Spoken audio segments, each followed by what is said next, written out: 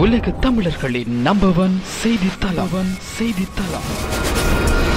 www.tamilvoice.com.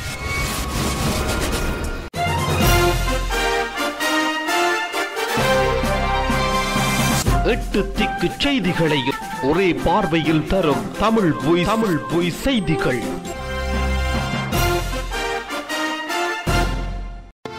வணக்கம், இது tamilvoice.com செய்திகள். முதலில் இலங்கை செய்திகள். வடமாகாண சபையின் அமைச்சர்களின் செயலாளர்களுக்கு வழங்கப்பட்ட இடமாற்றம் ஒத்திவைக்கப்பட்டுள்ளதாக தெரிவிக்கப்படுகின்றது. வடமாகாண சபையின் கல்வி, சுகாதாரம், மீன்பிடி மற்றும் முதலமைச்சரின் கீழ் உள்ள அமைச்சுக்களின் செயலாளர்களுக்கு இடமாற்றம் வழங்கப்பட்டிருந்தது. இந்த நிலையில் குறித்த இடமாற்றங்கள் இன்றைய தினம் ஒத்திவைக்கப்பட்டுள்ளதாக தெரிவிக்கப்படுகின்றது. குறித்த இடமாற்ற ஒத்திவைப்பினை ஆளுநர் மேற்கொண்டுள்ளதாகவும், இடமாற்றத்திற்குள்ளாக்கப்பட்ட செயலாளர்கள் இடமாற்றத்திற்கு விருப்பம் தெரிவிக்காத நிலையில் இடமாற்றம் ஒத்திவைக்கப்பட்டுள்ளதாகவும் தெரிவிக்கப்படுகின்றது.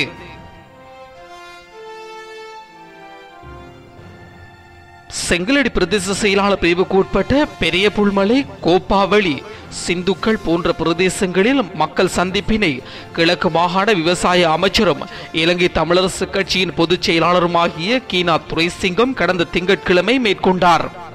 இதன்போது பிரதேச மக்களால் பாதிக்கப்பட்டவர்களுக்கு வீடு பற்றாக்குறை, குடிநீர் பிரச்சினை, குளங்கள் புனரமைக்கப்படாமை, நிலங்களுக்கு உறுதிகள் வழங்கப்படாமை போன்ற பல்வேறுபட்ட வாழ்வாதார பிரச்சினைகள் தொடர்பில் அமைச்சரிடம் தெரிவிக்கப்பட்டது. இவ்வாறான விடயங்களுக்கு உரிய அதிகாரிகளை விரைவில் சந்தித்து இவற்றுக்கான தீர்வினை பெற்றுத் தருவதற்கு விரைவில் நடவடிக்கை எடுப்பதாக அமைச்சரினால் தெரிவிக்கப்பட்டது. இந்த சந்திப்பின் போது மத தலைவர்கள், அமைப்புகளின் பிரதிநிதிகள், பொதுமக்கள் என பலர் கலந்து கொண்டனர். கொழும்பு வந்துள்ள ஐநாவின் சிறப்பு நிபுணர் பப்லோ டி கிரேப் இன்று வடக்கிற்கு சென்றுள்ளார். பொறுப்புக்கூறல், நல்லிணக்கம் தொடர்பில் இலங்கை கொண்டுள்ள முன்னேற்றங்களை ஆராயும் பொருட்டு வருகை தந்திருப்பதாக தெரிவிக்கப்பட்டு முதலில் வவுனியா மற்றும் மன்னார் மாவட்டங்களிற்கு அவர் சென்றிருந்தார். அங்கு மன்னார் மறைமாவட்ட ஆயர் ராயப்பு யோசப் உள்ளிட்டவர்களை அவர் சந்தித்திருந்தார். பின்னர் யாழ்ப்பாணம் வடமாகாண முதலமைச்சர் சி.வி. விக்னேஸ்வரன் மற்றும் அரசு ஆதரவு சிவில் சமூகத்தைச் சேர்ந்தவர்களுடன் வடக்கின் தற்போதைய நிலைமை தொடர்பில் பேச்சுவார்த்தை நடத்தியுள்ளார். யாழ் மாநகர சபையின் தொண்டர் ஊழியர்களுக்கு தமக்கு நிரந்தர நியமனங்கள் வழங்க கோரி இன்றைய தினம் வடமாகாண முதலமைச்சர் சி.வி. விக்னேஸ்வரனை 3வது தடவையாக சந்தித்து மகஜர் ஒன்றினை கையளித்துள்ளனர். கடந்த பல வருடங்களாக தாய்சேய் நலத்தாதியர்கள் உதவியாளர்களாக பணியாற்றிய குறித்த தொண்டர் ஊழியர்கள் 23 தொண்டர் ஊழியர்கள் தமக்கான நிரந்தர நியமனத்தை வழங்கப்படாத நிலையில் இருக்கின்றனர். இந்த நிலையில் தாம் ஏபிடிபி அமைப்பாளரினால் பழிவாங்கப்பட்டதாகவும், முன்னதாகவே தம்மோடு பணியாற்றிய 35 ஊழியர்களுக்கு நிரந்தர நியமனம் வழங்கப்பட்டுள்ள நிலையில் தமக்கு வழங்கப்படவில்லை என சுட்டிக்காட்டியிருந்தனர். இந்த நிலையில் வடமாகாண சபை உறுப்பினர் விந்தன் கனகரட்னம் தலைமையிலான இன்றைய தினம் முதலமைச்சர் சி.வி. விக்னேஸ்வரனை சந்தித்து 3வது தடவையாக மகஜர் ஒன்றினை கையளித்துள்ளனர். முட்டாள்கள் தினமான இன்று மட்டக்களப்பில் உள்ள முதியவர் ஒருவர் புகைப்பிடிப்பவர்களுக்கு வினோதமான முறையில் வாழ்த்து தெரிவித்துள்ளார். இவர் புகைப்பழக்கம் உள்ளவர்களுக்கு செய்தி ஒன்றை வழங்க வேண்டும் என்ற நோக்கில் தனது மாட்டு வண்டியில் வினோதமான முறையில் பரிசு பொருட்களுடன் பல்வேறு வாசகங்கள் அடங்கிய பதாதைகளை காட்சிப்படுத்தியுள்ளார். இன்னும் சிகரெட் புகைக்கும் உங்கள் சிலருக்கு இனிய பிறந்தநாள் வாழ்த்துக்கள். இந்த வாழ்த்துக்கள் உங்களுக்கு பொருத்தமற்றது எனில் பொருத்தமானவர்களுக்கு கொடுத்து வாழ்த்துங்கள். இவ்வருடம் இவ்வாழ்த்து உமக்கு பொருந்துமாயின் அடுத்த வருடம் பொருந்தாமல் இருக்க வாழ்த்துகின்றோம் என்ற வாசகங்கள் பொறிக்கப்பட்ட வாழ்த்து அட்டைகளை மாட்டு வண்டியில் காட்சிப்படுத்தியிருந்தார். உலகளாவிய ரீதியில் இன்றைய தினம் முக்கிய நாளாக கருதப்படுவதால் அவரின் இச்செயலானது அனைவரினதும் வரவேற்பை பெற்றுள்ளது. யாழ் மாவட்டத்தில் மாணவர்களுக்கிடையில் அதிகரித்து வரும் போதைப்பொருள் பாவனையை ஒழிக்க சகலரும் ஒத்துழைக்க வேண்டும் என சிரேஷ்ட போலீஸ் அதிபர் லலித் ஜெயசிங்க வேண்டுகோள் விடுத்துள்ளார். இது பற்றி அவர் மேலும் தெரிவிக்கையில், தற்போது யாழ் மாவட்டத்தில் ஹெரோயின், கேரளா கஞ்சா மற்றும் பாடசாலை மாணவர்களுக்கான போதைப் பொருட்கள் விற்பனைகள் அதிகரித்துள்ளதாகவும் இதை தடுக்க சகலரும் ஒத்துழைக்க வேண்டும் என அவர் தெரிவித்துள்ளார்.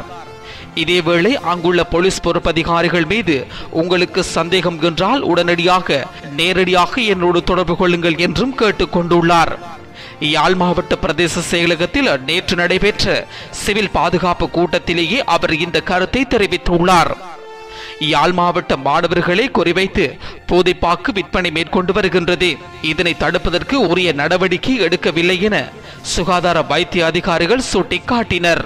இதற்கு பதிலளித்து கூறுகையிலே பிரதி போலீஸ் மா அதிபர் இந்த கருத்தை தெரிவித்துள்ளதுடன் யாழ் மாவட்டத்தில் போதை ஒழிப்பு நடைமுறைப்படுத்த சகலரும் ஒத்துழைப்பு வழங்கினால் மாத்திரமே இதை முற்றாக ஒழிக்கலாம் என்றும் தெரிவித்துள்ளார். ஜனாதிபதியின் தம்பியை புலனறுவியிலிருந்து கொழும்பிற்கு கொண்டு செல்ல 2 லட்சத்துக்கும் அதிகமான பணம் செலவிடப்பட்டுள்ளது. ஜனாதிபதி மைத்ரிபால சிறிசேனவின் சகோதரர் பிரியந்த சிறிசேன கூடரை தாக்குதலுக்கு இலக்காகி தீவிரமான நிலையில் இருந்தபோது ஹெலிகாப்டரில் புலனறுவியில் இருந்து கொழும்பிற்கு கொண்டு செல்வதற்கு 1,64,867 ரூபாய் 50% செலவாகி இருந்தது. தனியார் ஹெலிகாப்டர் நிறுவனம் ஒன்று காயமடைந்த நபரை கொழும்பிற்கு கொண்டு செல்வதற்கு ஹெலிகாப்டருக்கு செலுத்திய கட்டணத்திற்கு வழங்கிய பற்றுச்சீட்டு தற்போது இணையதளங்களில் பிரசுரிக்கப்பட்டுள்ளன. இந்த பற்றுச்சீட்டை பிரியந்த சிறிசேனவின் சகோதரரும் வியாபாரியுமான டட்லி சிறிசேன பெயரில் பிரசுரிக்கப்பட்டுள்ளது. ஜனாதிபதி மைத்ரிபால சிறிசேன தனது சகோதரின் தீவிர சிகிச்சைக்காக பயன்படுத்தப்பட்ட ஹெலிகாப்டரின் செலவை தனது சொந்த செலவில் எடுத்துள்ளமை பாராட்டத்தக்கதொரு விடயமாகும். ஜனாதிபதி நினைத்திருந்தால் அதை அரசு செலவில் காட்டியிருக்க முடியும். ஆனால் மைத்ரி தனது சொந்த செலவாக காட்டியமை அவரது நேர்மையை மிகைப்படுத்தி உள்ளது எனவும் தெரிவிக்கப்படுகின்றது. பிரான்ஸ் தமிழீழ மக்களால் வெள்ளை தமிழச்சி என்று அழைக்கப்பட்ட பவுல் லூயி வியோலத் மரணமடைந்துள்ளார். வெள்ளை இனத்தைச் சேர்ந்த பவுல் லூயித் வியோலத் அவர்கள் ஈழத்தமிழ் மக்களுக்காக அவர்களுக்கு இழைக்கப்பட்ட படுகொலைக்கு எதிராக தனது தள்ளாத வயதிலும் குரல் கொடுத்து வந்துள்ளார். இதன் காரணமாக பிரான்ஸ் வாழ் ஈழத்தமிழ் மக்களால் வெள்ளை தமிழச்சி என்று அழைக்கப்பட்டார். பிரபல ஊடகவியலாளர் லசந்த விக்ரமதுங்கவின் கொலை தொடர்பாக வாக்குமூலம் ஒன்றை பெறுவதற்காக குற்றப்புலனாய்வு திணைக்களத்திற்கு வருமாறு அவரது சகோதரர் லால் விக்ரமதுங்கவிற்கு அழைப்பு விடுக்கப்பட்டுள்ளது. முன்னாள் அமைச்சர் மேவின் சில்வா லசந்த விக்ரமதுங்கவின் கொலை தொடர்பாக வழங்கிய வாக்குமூலத்துடன் தனது வாக்குமூலத்தையும் ஒப்பிட்டு பார்த்து விசாரணைகள் துரிதப்படுத்தப்படும் என எதிர்பார்ப்பதாக லால் விக்ரமதுங்க கூறியுள்ளார். தனது சகோதரரின் கொலை குறித்து மீண்டும் உரிய விசாரணை நடப்பதை தான் புரிந்து கொண்டதாகவும் அவர் குறிப்பிட்டுள்ளார். ஊடகவியலாளர் லசந்த விக்ரமதுங்க கடந்த 2009 ஆண்டு ஜனவரி மாதம் 8ஆம் தேதி தெஹிவளை அத்தியட்டிய பிரதேசத்தில் இடந்தெரியாத நபர்களால் சுட்டுக் கொலை செய்யப்பட்டார். பலை கிளாலி பகுதியில் நேற்று மாலை மேற்கொள்ளப்பட்ட சுற்றி வளைப்பின் போது பாரிய அளவிலான கஞ்சா கைப்பற்றப்பட்டதாக போலீசார் தெரிவித்துள்ளனர். சுற்றி வளைப்பின் போது 102 கிலோகிராம் கஞ்சா கைப்பற்றப்பட்டுள்ளதாக போலீஸ் ஊடக பேச்சாளர் அலுவலகம் குறிப்பிட்டுள்ளது. சுற்றி வளைப்பை மேற்கொண்டதுடன் சந்தேக நபர் ஒருவரை போலீஸ் அதிரடிப்படையினர் கைது செய்துள்ளனர். சந்தேக நபர் யாழ் இளவாலை பகுதியைச் சேர்ந்தவர் என போலீஸ் ஊடக பிரிவு மேலும் அறிவித்துள்ளது.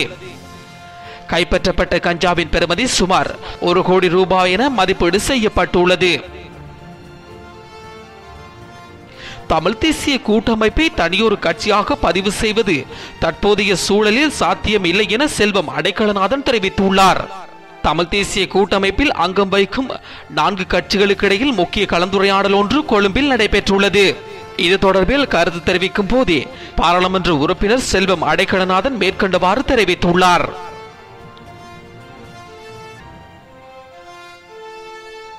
வட்டுவாக்களிலிருந்து முள்ளிவாய்க்கால் வரையான காலப்பகுதியில் பொதுமக்களுக்கு சொந்தமான 600 ஏக்கருக்கும் அதிகமான காணிகள் அரசு படையினர் நிலை கொண்டுள்ளனர்.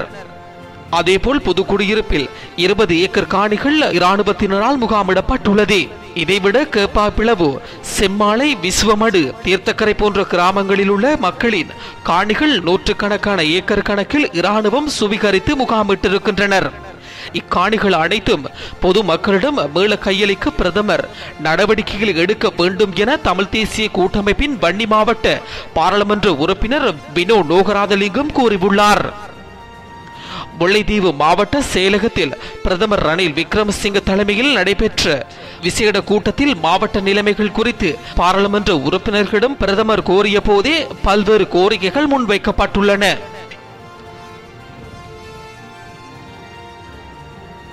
அம்பாறை மாவட்டம் பொத்துவில் பிரதேச பிரிவுக்கு உட்பட்ட மேட்டு நிலங்களில் பயிர் செய்கை மேற்கொள்வதற்கு தடை ஏற்படுத்தி அப்பிரதேசங்களில் பூர்வீகமாக வாழ்ந்த கிராம மக்களை நுழைய விடாது தடுக்கும் செயற்பாடுகள் தற்போது இடம்பெற்று வருவதாக கிழக்கு மாகாண சபை உறுப்பினர் தானா கலையரசன் தெரிவித்துள்ளார். நேற்று நடைபெற்ற கிழக்கு மாகாண சபை அமர்வின் போது பிரேரணை ஒன்றினை முன்வைத்து இக்கருத்தினை கூறியுள்ளார்.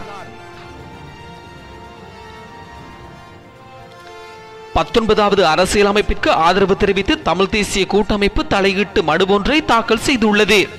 இந்த மனு நேற்றைய தினம் கூட்டமைப்பின் பாராளுமன்ற உறுப்பினர் M.A. சுமந்திரனால் தாக்கல் செய்யப்பட்டுள்ளது. 19வது அரசியலமைப்பு திருத்த சட்டத்திற்கு எதிர்ப்பு தெரிவித்து 11 மனுக்கள் இதுவரை தாக்கல் செய்யப்பட்டுள்ளன. இந்த நிலையிலேயே சுமந்திரன் குறித்த திருத்த சட்டத்திற்கு ஆதரவு தெரிவித்து தலையிட்டு மனு ஒன்றை தாக்கல் செய்துள்ளார். மேலும் அரசியலமைப்பு சட்டமாக்குவதற்கு சர்வஜன வாக்கெடுப்பு ஒன்று அவசியம் இல்லை என்று தான் வாதாட போவதாக அவர் குறிப்பிட்டுள்ளார். மலையகம் மற்றும் தெற்கு அரசியல் கட்சிகள் ஒன்றிணைந்து செயற்பட தீர்மானித்துள்ளன. வடக்கு கிழக்கு தவிர்ந்த நாட்டின் ஏனைய பகுதிகளில் வாழும் வாக்காளர்களை இலக்கு வைத்து இந்த கூட்டணி அமைக்கப்பட உள்ளது. தமிழ் தேசிய கூட்டமைப்பு வடக்கில் செயற்படுவதனை போன்றே நாட்டின் ஏனைய பகுதிகளில் இந்த கூட்டணி செயற்பட திட்டமிட்டுள்ளது. தெற்கு மற்றும் மலையக அரசியல்வாதிகளுக்கு இடையில் இந்த கூட்டணி அமைப்பது குறித்து ஆரம்ப கட்ட பேச்சுவார்த்தைகள் பூர்த்தியாகியுள்ளன. தொடர்வது இந்திய செய்தி. பெங்களூர் உறைவிட பள்ளியில் நடைபெற்ற துப்பாக்கிச் சூட்டில் 12ஆம் வகுப்பு மாணவி ஒருவர் பரிதாபமாக உயிரிழந்துள்ளார். அவரை ஒருதலையாக காதலித்த பள்ளி உதவியாளர் தான் இந்த துப்பாக்கிச் சூட்டில் ஈடுபட்டதாக முதற்கட்ட விசாரணையில் தெரிய வந்துள்ளது. பள்ளி வளாகத்தில் நேற்று நள்ளிரவு பள்ளியின் அலுவலக ஊழியர் ஒருவர் மாணவியை சுட்டதில் சம்பவ இடத்திலேயே அவர் உயிரிழந்துள்ளார். உயிரிழந்த மாணவியின் தோழிக்கும் துப்பாக்கி குண்டு பாய்ந்து காயம் ஏற்பட்டு மருத்துவமனையில் அனுமதிக்கப்பட்டுள்ளார். கர்நாடக உள்துறை அமைச்சர் KJ ஜார்ஜ் உள்ளிட்டோர் சம்பவ இடத்திற்கு விரைந்து சென்று விசாரணைகளை முன்னெடுக்க உத்தரவிட்டுள்ளனர். அடுத்து வெளிநாட்டு செய்தி. உலகிலேயே முதன்முறையாக ஓரின சேர்க்கையாளர்களுக்கு ஜப்பான் அங்கீகாரம் அளித்துள்ளது. நாளை முதல் இது நடைமுறைக்கு வர இருக்கின்றது. இந்த அங்கீகாரத்தின் காரணமாக இனி ஓரின சேர்க்கையாளர்களுக்கு திருமண சான்றிதழ்கள் வழங்கப்படும் என தெரிவிக்கப்பட்டுள்ளது. மேலும் வரி சலுகைகள், சமூக பாதுகாப்பு மற்றும் சொத்துரிமை என பிற சலுகைகளும் கூட அவர்களுக்கு கிடைக்க சட்டப்படி நடவடிக்கை எடுக்கப்படும் எனவும் தெரிவிக்கப்பட்டுள்ளது. இத்துடன் தமிழ் voice.com செய்திகள் நிறைவுக்கு வருகின்றது. இந்த செய்திகளை விரிவாக வாசிக்க தமிழ் voice.com என்ற இணையதளத்தை பார்வையிடுங்கள். எமது அடுத்த செய்தியினை நாளை நீங்கள் கேட்கலாம்.